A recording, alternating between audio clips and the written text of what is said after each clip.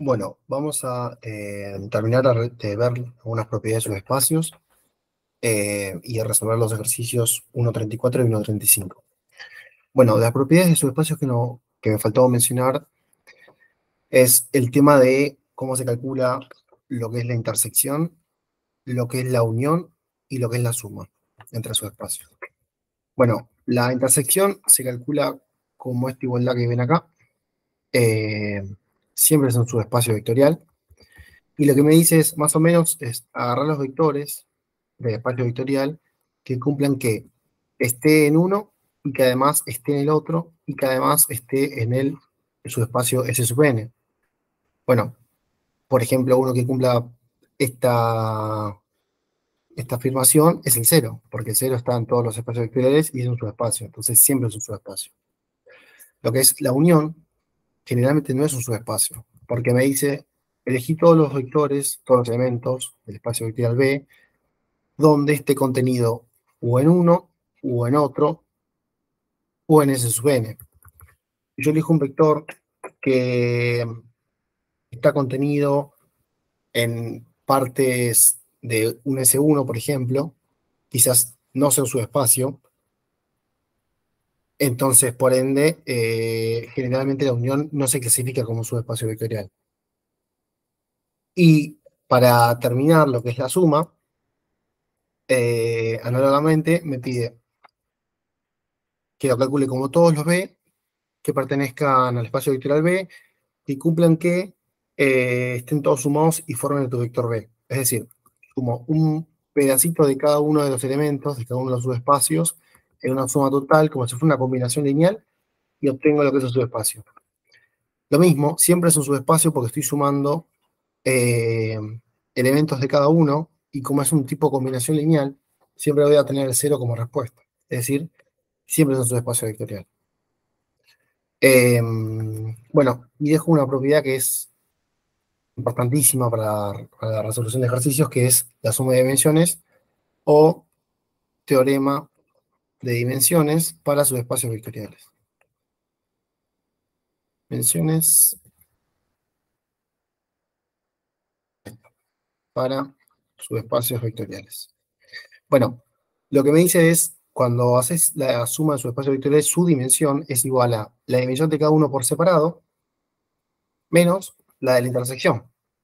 Y además, podemos decir que está en suma directa si solo si la intersección de todos esos es el nulo. Es decir, que la dimensión de esto que está acá va a estar cero. Por definición, la dimensión del elemento cero es cero, no es uno. ¿Bien? Entonces, siempre que la dimensión sea cero, o dicho de otra manera, que la intersección de los espacios vectoriales es el cero, significa que estamos en suma directa.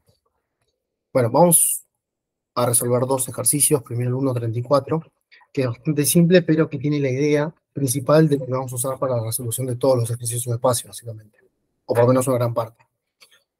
Bueno, para la resolución de estos ejercicios de subespacios es muy importante eh, ordenar los ítems y considerar algunas cosas que van a ser usadas con propiedades, generalmente lo que es el teorema de dimensión.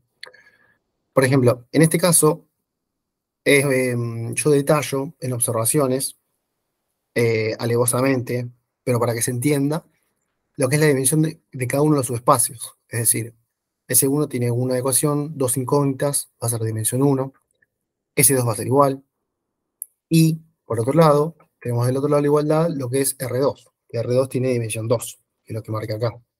Bueno, todo esto que parece obvio, se ve en el ejercicio 1.35, que es el que sigue, se empieza a hacer un poco más complicado, y así puede complicarse más.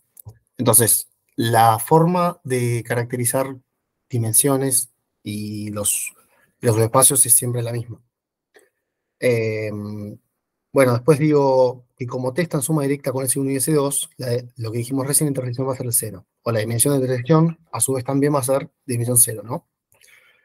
Bueno, por teorema de dimensión de subespacios, como yo sé que está en suma directa, porque me lo han enunciado, por esta cruz que está acá, eh, voy a llegar a la conclusión que la dimensión de T va a ser 1. ¿Bien? Como yo sé que la dimensión de T va a ser 1, por definición, va a tener que estar formada por un elemento distinto del nulo. Bueno, acá surge un concepto que es válido para esta asignatura, que es una serie de eh, pasos para la resolución de un ejercicio, que es proponer una solución. Se puede proponer una solución como una observación, como si fuera una ecuación diferencial por un método de selección. Se puede proponer una solución. Se debe calcular, hacer unos cálculos auxiliares donde se muestre por qué uno elige esa solución. Y finalmente siempre hay que hacer una conclusión o corroborar un resultado.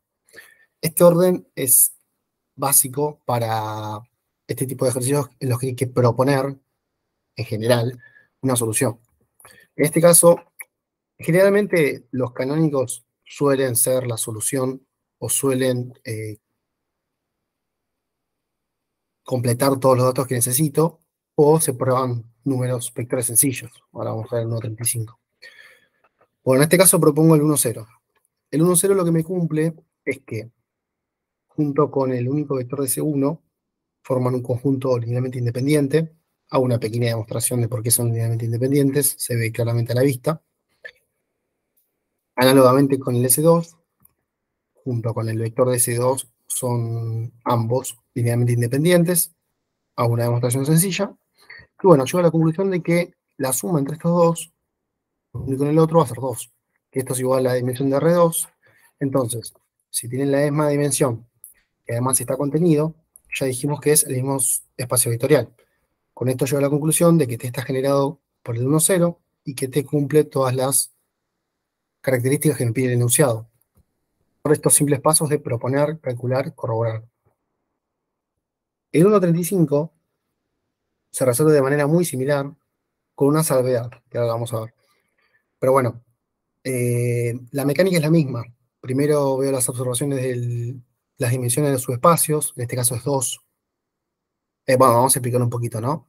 Tengo dos subespacios y me dice análogamente que tengo una suma directa y entre ambos me forman ahora, en vez de todo un conjunto generador de R2 o R4, un subespacio particular que es, en este caso, de R3.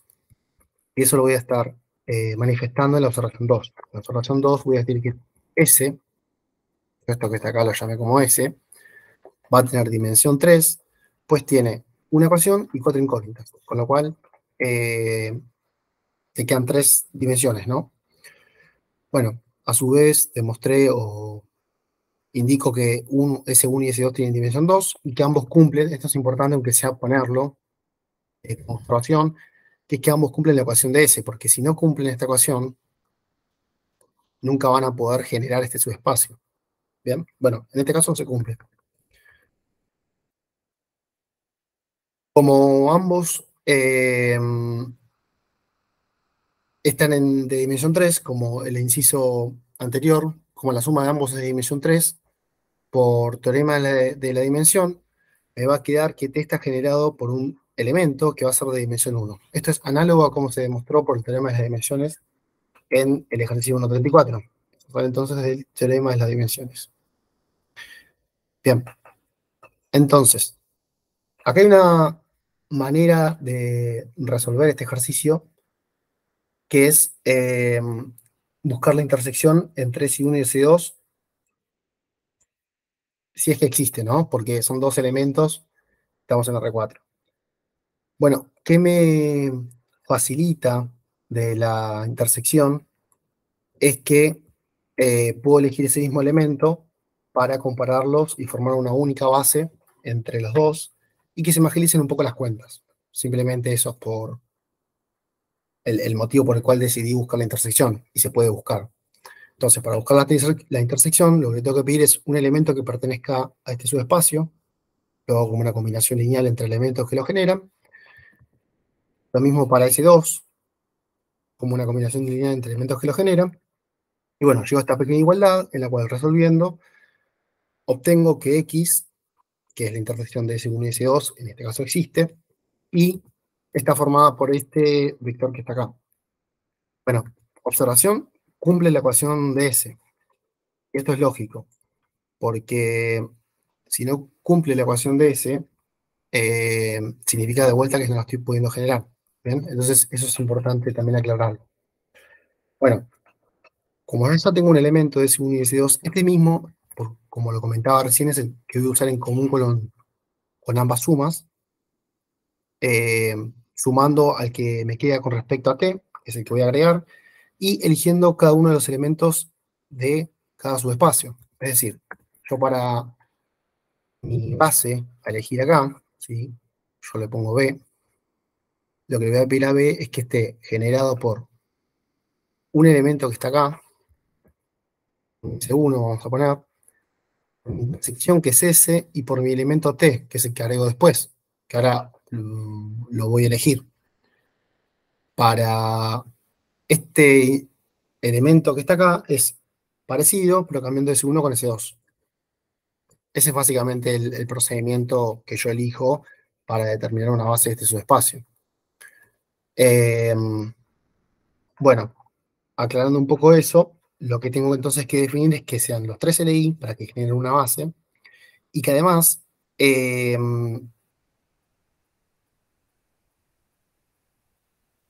que además T me cumple la ecuación de S. Esa es la otra condición. No hay que olvidarlo porque lo que estoy buscando acá lo que estoy buscando acá es generar un espacio de S3, de S que es de dimensión 3, el cual esté hecho con una composición de dos elementos de S1 y S2, pero que no me va a alcanzar con solamente eso, voy a necesitar un adicional más, que eso lo saqué que esté, pero que además me cumple esta ecuación. No puedo meter un vector cualquiera, un elemento cualquiera, que no me cumple esta ecuación porque si no, no lo va a generar. Bueno, esa es la última condición que yo le pongo a T.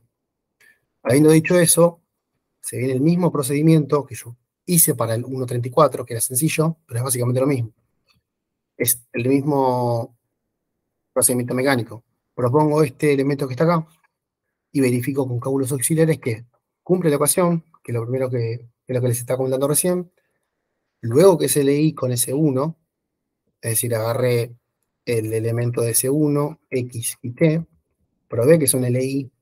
Una manera fácil de probar para mí que es LI es este 1 que tengo acá, para que se haga 0, sí o sí, el alfa 3 tiene que ser 0. Bueno, habiendo dicho eso, veo lo mismo, por ejemplo, para este menos 1 con el alfa 2. Se me va a 0 acá, tiene que ser 0. Análogamente para el alfa 1. Eh, Similmente pruebo con S2, mismo razonamiento, verifico la independencia lineal y llego a la conclusión de que T, que está generado por este T minúscula, está en suma directa con S1 y S2, ya que la única manera de se cumpla la ecuación es con todos S igual a C0, y que además forma el conjunto S. Bueno, ¿existe otro? Seguramente sí. Este, que está acá, muy probablemente cumpla. Si no cumple, generalmente se procede a elegir otro similar, por ejemplo el 1,0, 1,0, siempre considerando que cumple la igualdad, la ecuación de S. Por ejemplo, en este caso, no hubiera cumplido, pero si yo elegía, por ejemplo, el 1, 0, menos 1, 0, sí iba a cumplir. Luego tenía que verificar que sea LI con este y con un X que es un X como intersección. Y eso es la única dificultad que tienen estos ejercicios de subespacios, que es el tema de la proposición.